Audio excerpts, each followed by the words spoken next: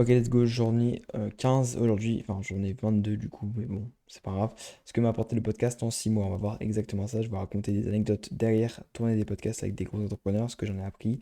Je vais vous dire aussi comment est-ce que j'en ai closé deux directement dans des épisodes. Je vais vous dire aussi comment ça a changé mon business sur toute la partie acquisition. Je vais vous faire un petit peu un avant-après, ça peut être intéressant, parce que ça fait 6 mois que j'ai lancé justement ce format-là. Vous avez pu me voir sûrement sur des épisodes qui ont assez bien marché, que ce soit avec Michael, avec Mathis, avec Hamza, avec Valère, un petit peu tous ces gens-là qui sont dans le business en ligne. Donc j'ai pu en apprendre pas mal de choses, je pense. Donc j'ai pu en apprendre pas mal de choses, ouais. Et je pense que ça peut en intéresser plus d'un. Et ça peut vous donner aussi envie de vous lancer dans ce format-là parce que franchement, ça a changé mon business, je le dis maintenant. Je faisais, allez, 2000 € avant de me lancer. Là, on va faire un gros gros mois. Les derniers mois, on faisait 10 000. En moyenne, là, on va exploser. On va faire x3, x4, j'espère x5, si Dieu le veut sur ce mois-ci parce que j'ai énormément progressé grâce au podcast et aussi j'ai une acquisition qui est bien meilleure. Ok. Première chose qu'on va aborder, c'est des anecdotes derrière tourner des podcasts avec des gros entrepreneurs. Ce qui est intéressant avec ça, c'est que vous allez pouvoir vraiment connecter avec eux. C'est pas comme si tu vas à un événement, juste tu les vois, tu vas leur parler ou quoi. Non, là tu les invites, tu as vraiment un moment privilégié en one-to-one. C'est un peu comme si jamais vous étiez des potes l'espace d'une heure. Parce qu'en soi, pour que le moment soit agréable, vous avez tous les deux une énergie, vous êtes good vibe, etc. Souvent, les personnes sont assez flattées que tu aies pensé à eux, que tu aies pensé à les inviter. Donc, ils arrivent dans une bonne énergie. Donc, ça permet de connecter beaucoup plus facilement et de continuer la relation après. Si jamais tu souhaites l'entretenir, je sais qu'Amza, on parle encore un petit peu. Il y a d'autres invités avec qui j'ai reparlé même beaucoup après. Mathis aussi. Valère, pas vraiment. Mickaël, je sais que je peux lui parler si je souhaite. On en a déjà un peu reparlé, mais pas tant que ça. Bref, ça dépend vraiment des invités et du feed qu'il y a derrière aussi. Enfin, si, moi, Mickaël, on a passé quand même toute la journée après ensemble, on a mangé ensemble et tout, ça crée des bonnes relations humaines, mais c'est pas forcément ça le point le plus intéressant d'un point de vue business, parce que c'est ce qui vous intéresse aujourd'hui. Surtout que tu peux poser toutes les questions que tu veux en fait une fois que tu as le contact de ces personnes-là. Et moi, pour le coup, c'est des gens qui m'aident beaucoup parce qu'ils sont très smart. Et du coup, s'il y a besoin d'un conseil business et que je peux envoyer un message à Mathis, Mika, Hamza ou quoi, aujourd'hui, bah, ça m'aide. Et même lors de l'épisode, moi, ce que je fais, c'est que les questions, évidemment, elles sont à but d'aider l'audience, de donner de la valeur ou quoi. Mais c'est aussi des questions qui, moi, m'aident, qui me renforcent dans mes positions, dans mes croyances, et qui me renforcent aussi, enfin, peuvent aussi me débloquer des points.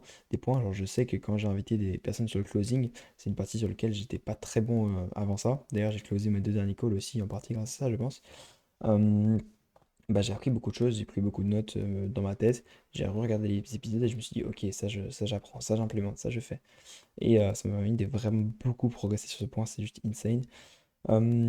Aussi, j'ai closé certaines des personnes qui sont passées sur mes podcasts, donc sans faire vraiment exprès en fait, c'est juste les gens qui m'ont dit, tiens, je vais lancer mon podcast et t'es le mec chaud dans ça, qu'est-ce que tu me proposes? Bam, je les ai closés pour soit de la presta, soit de l'accompagnement ou quoi.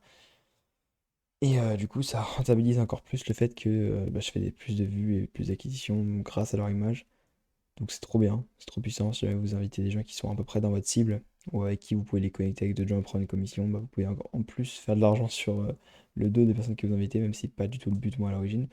Le but de pourquoi je lance ce podcast, c'est aussi pour avoir une grosse acquisition qui tourne un peu sur moi, sans moi et de façon evergreen.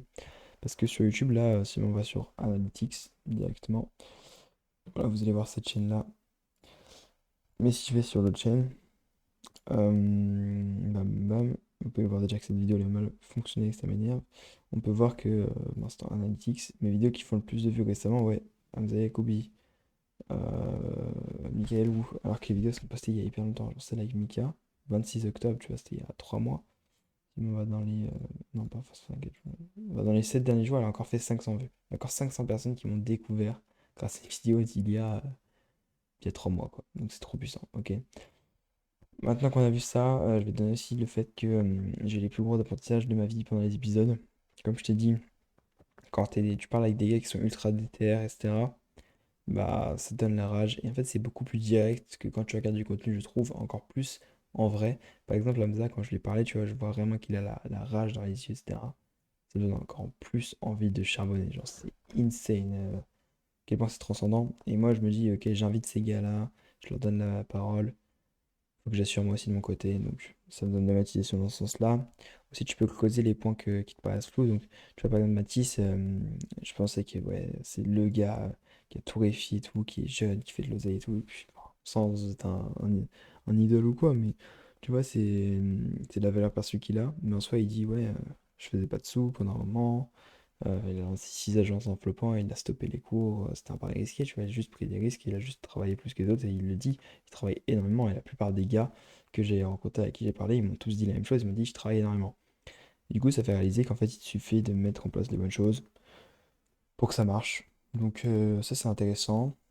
Après, au niveau des conseils purement business, bah, c'est trop intéressant. Tu peux poser les questions que tu veux. Genre, quand tu entends Valère te parler d'ads et t'expliquer exactement, faire une masterclass pendant 30 minutes, te mettre un tunnel, bah t'écoutes quoi. Même si je lance pas d'ads aujourd'hui, je sais que si ça venait à se faire, bah, déjà j'ai une partie des connaissances que j'ai pris pendant cet épisode et que je peux aller regarder quand je veux.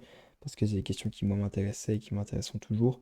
Quand, ouais, pareil, quand tu demandes des conseils en créa de contenu à un Mika ou à Hamza aussi sur le mental, sur le mindset, si jamais j'ai besoin d'un petit coup, je me rappelle de ce qu'il me disait.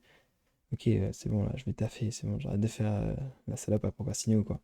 Voilà pour les différents points du podcast. Ça m'a surtout apporté ouais, une bonne expérience humaine et une grosse acquisition. Bon, ça, c'est le point un peu business, maths, logique. Mais quand tu fais 20 000, 30 000, 40 000 vues sur des épisodes de podcast et que tu parles d'un sujet business, d'un sujet cible et que tu rediriges vers différentes ressources, School, Instagram, etc., que toutes ces personnes-là rentrent dans ton écosystème de contenu, évidemment, tu en closes une partie et tu as une valeur perçue qui est immense. C'est ce qui m'a permis aussi d'augmenter mes prix, d'augmenter mon offre, d'avoir une meilleure offre, de bien progresser dans tout ça et de taper des mois. Du coup, Insane à 17 ans, là, je peux littéralement stopper les cours aujourd'hui. Je peux me permettre aussi en grande partie grâce au podcast, parce que je pense que j'aurais pu le faire sans, mais ça aurait pris plus de temps. J'aurais eu beaucoup plus de temps à faire du cash. Je sais pas, j'aurais peut-être fait de l'ads. Je sais pas ce que j'aurais fait sans le podcast. Et après, aujourd'hui, c'est aussi un endroit sur lequel j'ai de grosses compétences. Et du coup, je sais que ça me suivra toute ma vie, quoi. Alors, je sais faire des bonnes vidéos YouTube qui marchent, qui attirent la bonne audience. D'ailleurs, c'est ce que tu veux qu'on mette en place dans ton business avec tout un écosystème de contenu sur Insta, YouTube, etc. qui se complémentent. On va poster en masse, on va poster les bons contenus, on va définir le bon narratif. Et tu vas gagner de l'argent avec. Et non pas grâce aux vues, mais grâce aux clients que ça va te rapporter. Let's go, je te laisse sur ça. Prends un appel directement en description, j'ai oublié de te le dire, mais c'est important. Et très bonne soirée à toi.